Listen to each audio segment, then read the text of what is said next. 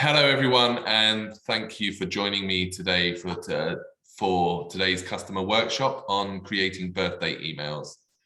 My name is Jamie McCandlish, and I am a senior account manager here at Forefront, and I am your host for this afternoon. Today, I'll be teaching you a thing or two about birthday emails and other types of campaigns that can be triggered using dates in your data. Now, I have a packed agenda for you in this short session. We are going to be looking at what we mean by birthday or date-driven campaigns, why you should think of using them, the kind of content you should use, and some best practice examples. I will give you a demonstration, a practical demonstration of setting up birthday emails using the tools in eShot. And finally, we will have some time for questions and answers at the end. If you have any questions whilst you're going through this, please feel free to submit them via the Q&A portal in Zoom. But what we will do is we'll start. And so what do we mean when we talk about date-driven campaigns? Well, as marketeers, we should be looking to send the right content to the right people at the right time. Date-driven campaigns are emails that are sent individually to each contact in your audience at the appropriate time for that audience member. The most obvious one is a birthday message. Birthdays are time sensitive. And unless you're the queen, then you only have one a year. And if I'm wishing somebody a happy birthday, then I want to make sure that I'm doing that at the right time. Otherwise, what's the point? In addition to birthdays, this also works for other time-sensitive messages that will be unique across your audiences. These include subscription renewals.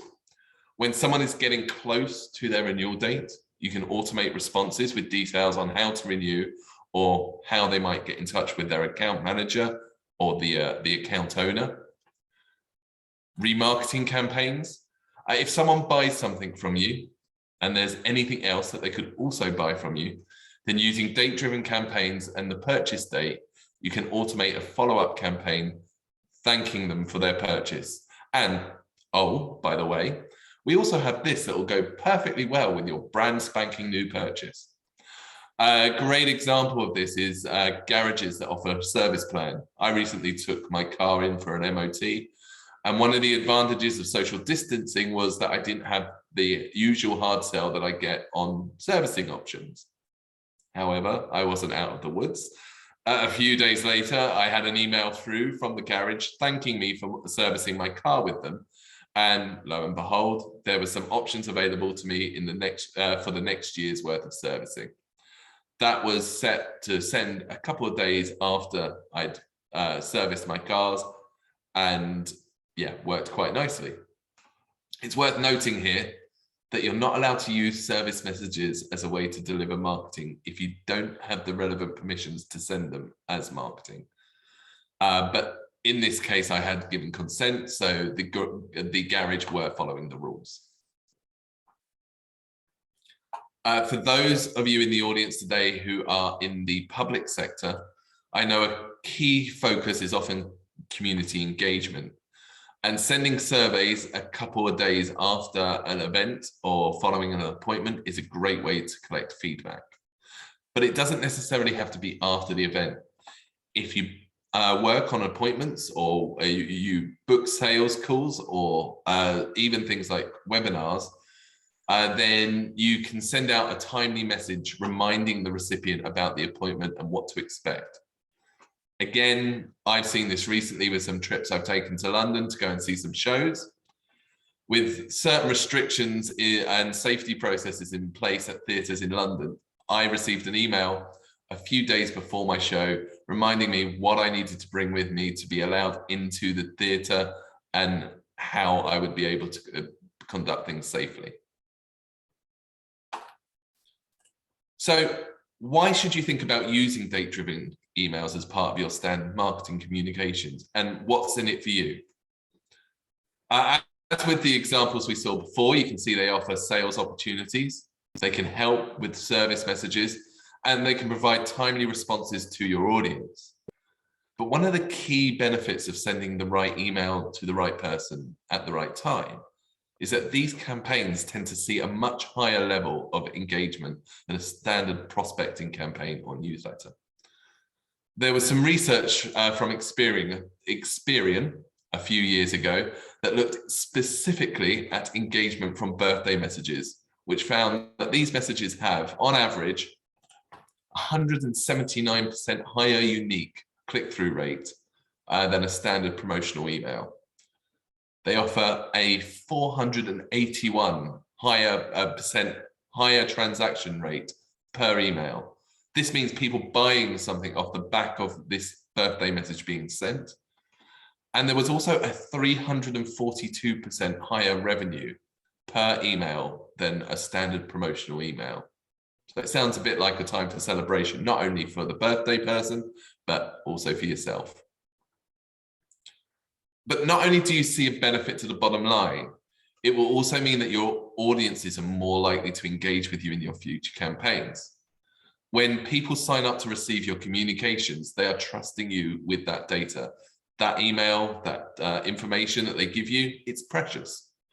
Date-driven campaigns repay that trust by showing them that you'll provide them with value.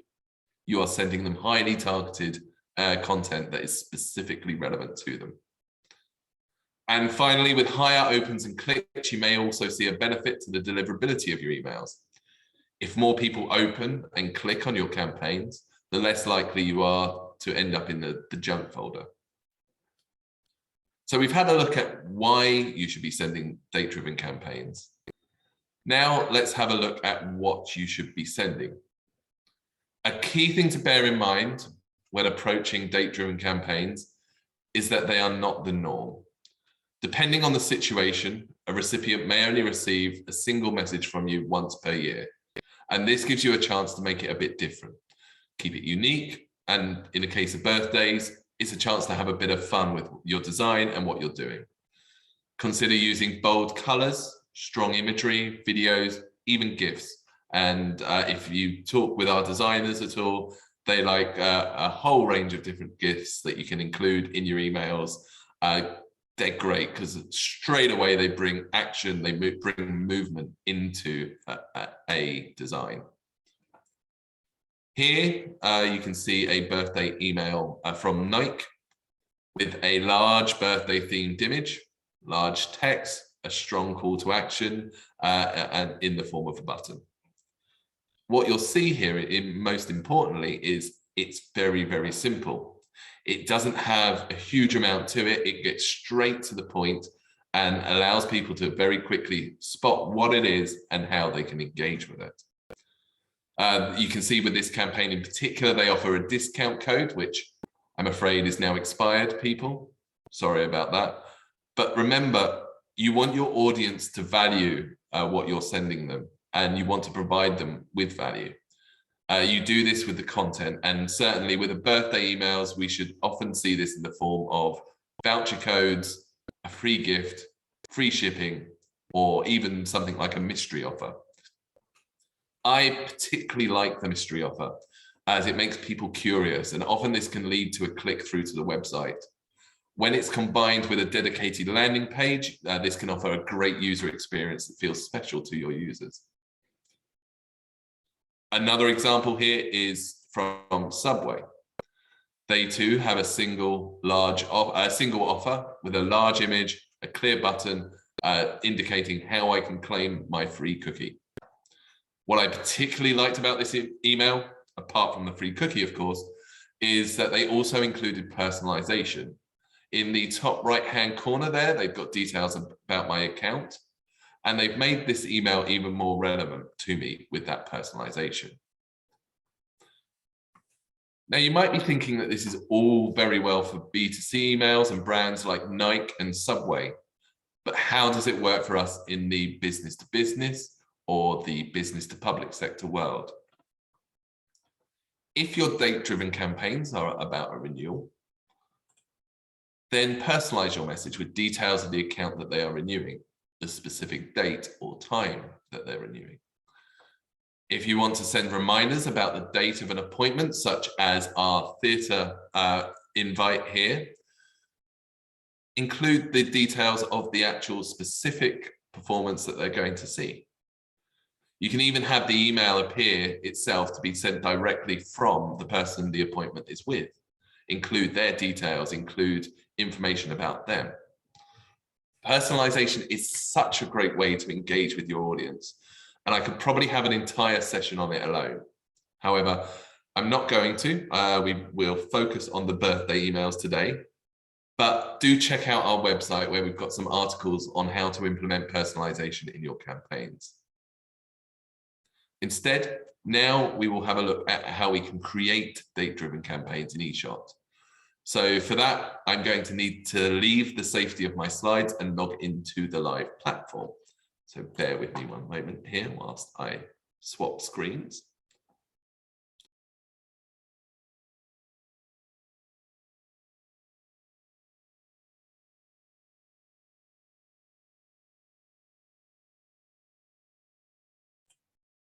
And there we go.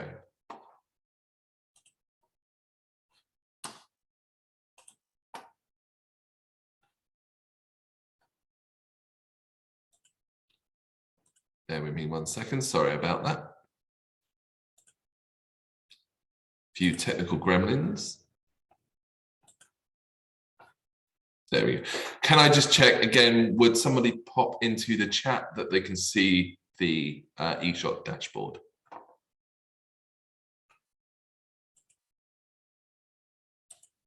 Perfect, thank you again. Brilliant. So in eShot, so the first thing that we need to consider when looking at date-driven campaigns is the date aspect of it. Are you already collecting that data? And if so, where is it recorded? In eShot, we store we store data against the actual contact record. And you can see if we search for my contact details on here, and go into my contact record, there's some key dates. For example, don't worry about this being genuine. This is a training account. So there's a range of different fields here that you might not necessarily recognize, but you can see things like my birth date there. You can see things like the date that the user was created, the date they last logged in, and things like call date as well.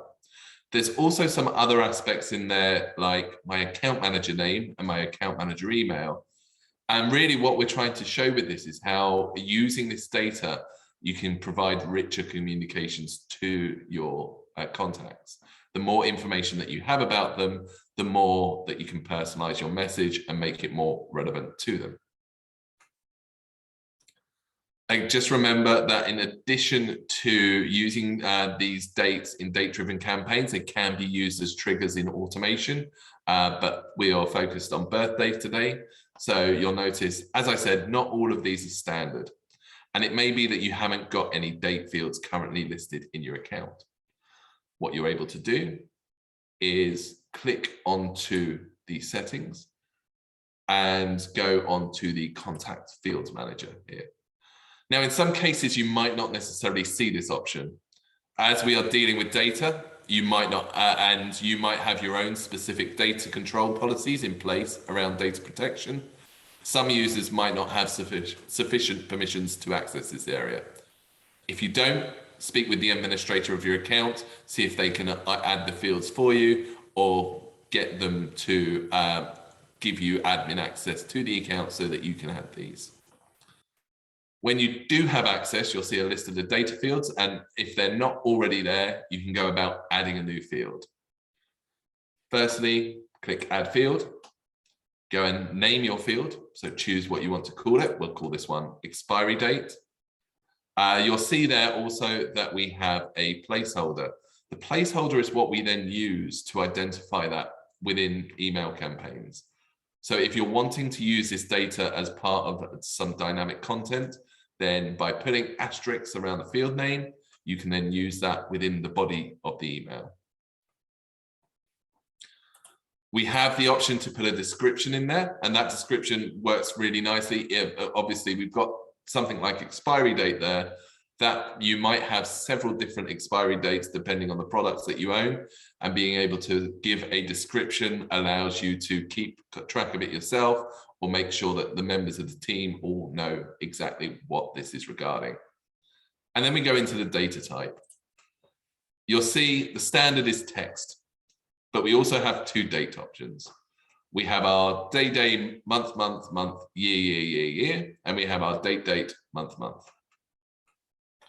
With date, with the date, month, year option, what you will find is that that works very well for specific dates, for specific singular dates. So for example, a renewal date will happen once.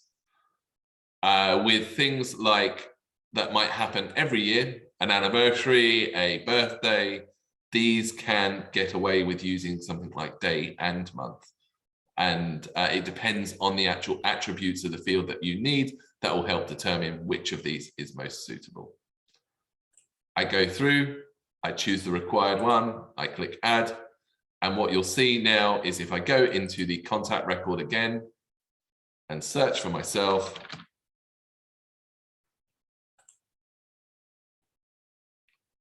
I will then have the expiry date in there, which I can then populate with a date. And you can see it restricts the data that you can put in there to a specific date. And I'm going to choose today for that.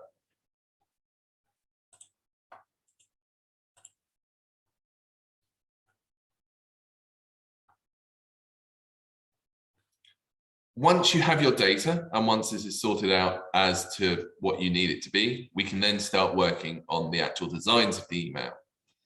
If I go into the Smart Editor here, and into some of my existing designs, you can see we've got an example set up. We've recently been working with a client, and they were quite keen on an appointment date-driven campaign. If I go into the design, you'll see it's locked at the moment because it's actually being used.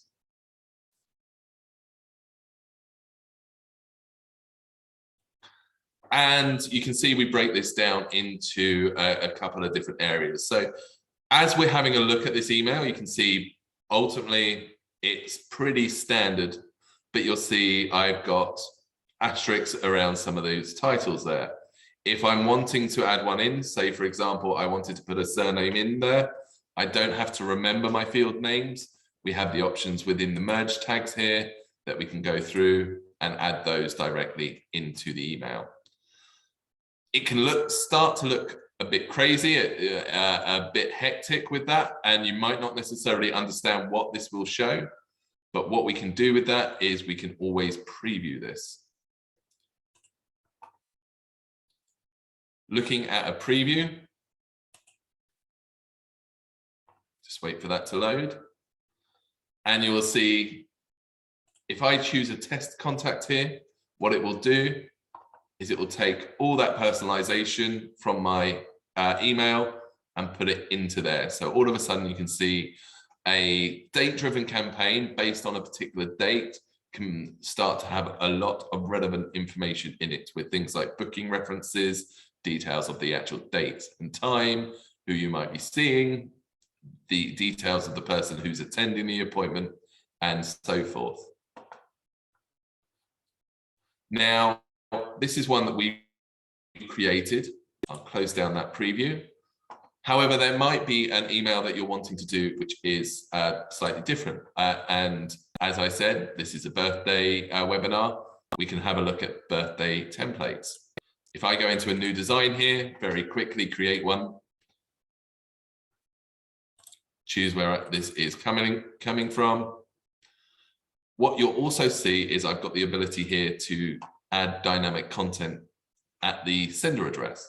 What I might choose to do is actually make sure that that account manager name appears rather than Jamie at eShot as default. So we can then customize who this email appears from.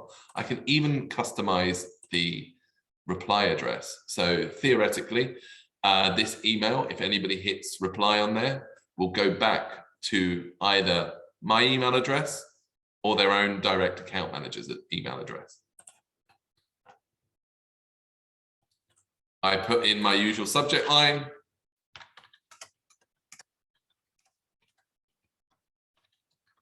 I choose a suitably themed emoji, such as a birthday cake, and I'm going to pop some white space in there, and I click continue. I then launch my smart editor.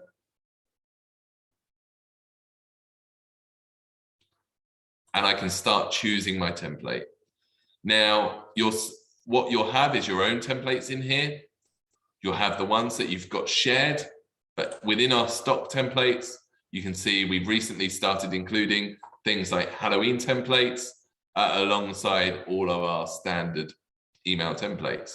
If I'm wanting my birthday one, I can load that up.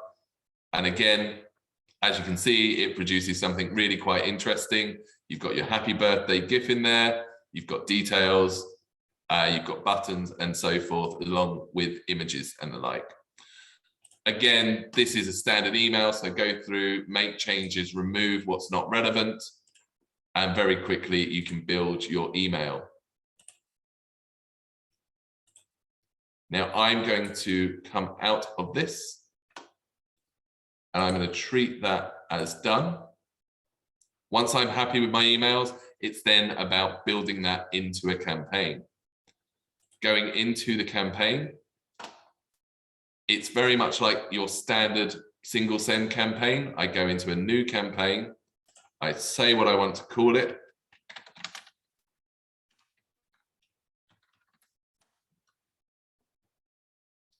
I click date-driven campaign. And I choose my design. I'm happy with this design. I've used it before, so I'm going to choose this one. I've got my details in there. I choose who I want it to go to, which group I want it to go to, along with any preferences that are required. I've got my filters as normal. The difference appears on this option, the send criteria. Here you can see I can choose when I want this campaign to start sending, what dates will activate this campaign.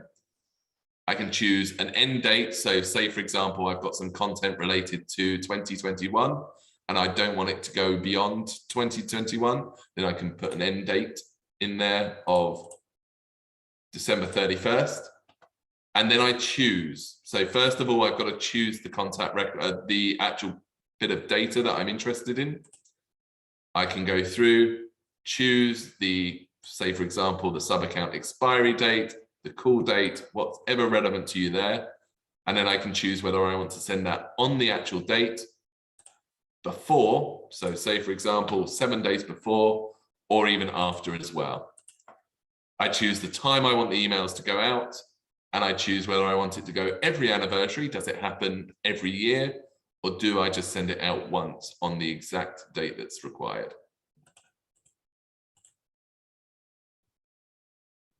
It gives me my usual summary, my usual test, and then I'm done. What will be slightly different from this is it will look different here. You can see it's rather than send, it's got activate. What will happen is when I activate that, that will turn green.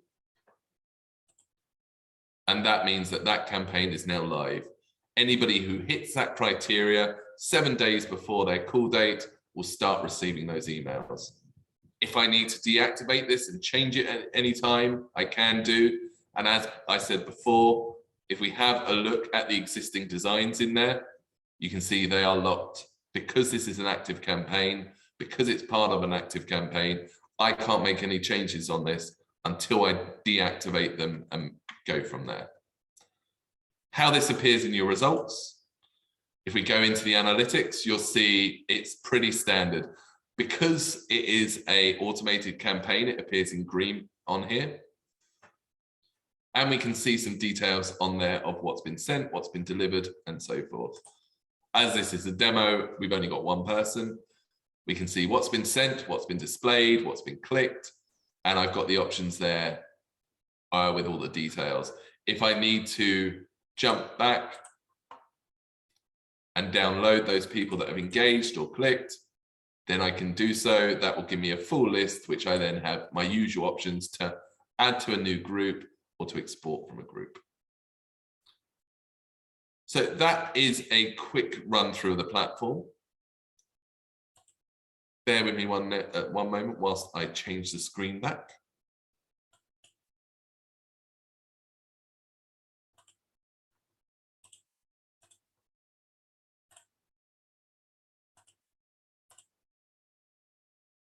And just get to the right slide.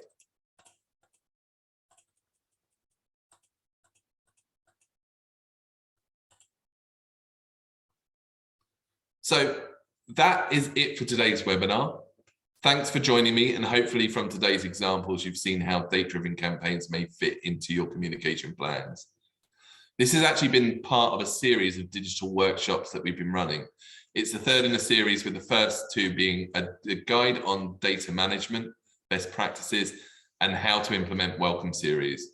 These are both available as videos on demand on the eShop website. If you're wanting to download those, if you want to view those, simply go to the Insights tab in the top right-hand corner of the eShop website and click on the events page, and you'll see them there. Whilst you're there, you may also want to sign up for the two upcoming webinars. On the 4th of November, we have a workshop where we'll delve more into remarketing campaigns, building on some of the lessons that we've seen today. And on the 16th of November, we have a workshop on advanced email design practices with one of our own email designers. Here, you'll be able to learn how to get more out of the relatively newish Smart Editor. I'm also excited to announce that in 2022, we will also be heralding the return of the Marketing Automation Accelerator workshops. If you haven't attended one of these already, I would highly recommend them. These are small group sessions that we offer free of charge, and it gives you the chance to put into practice some of the processes, some of the workflows that we've been discussing with guidance directly from the team here at eShop. Keep an eye on your messages that appear in the product, as we tend to send these tend to book up quickly. So on that note, I'd like to thank you all for attending today, and we'll now try to answer any questions that you might have.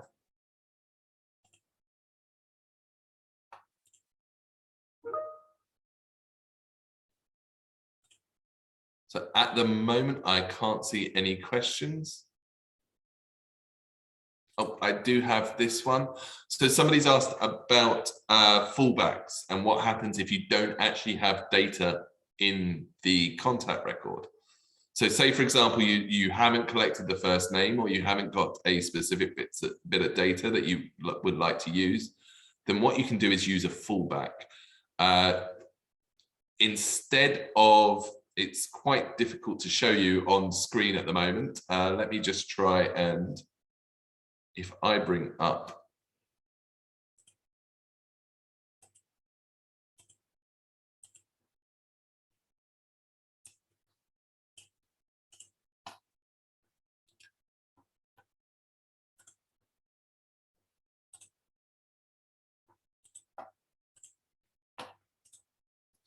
so if I'm using a fallback, usually something like first name would be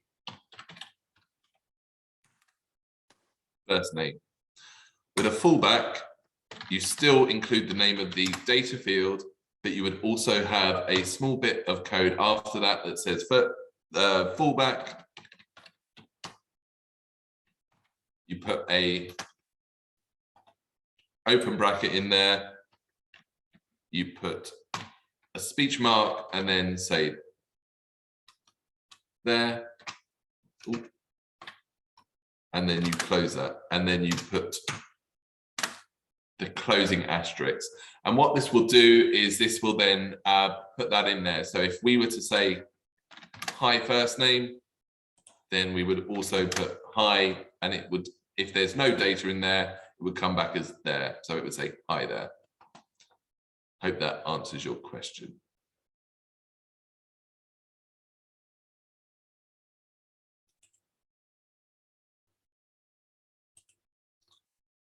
Any other questions at all?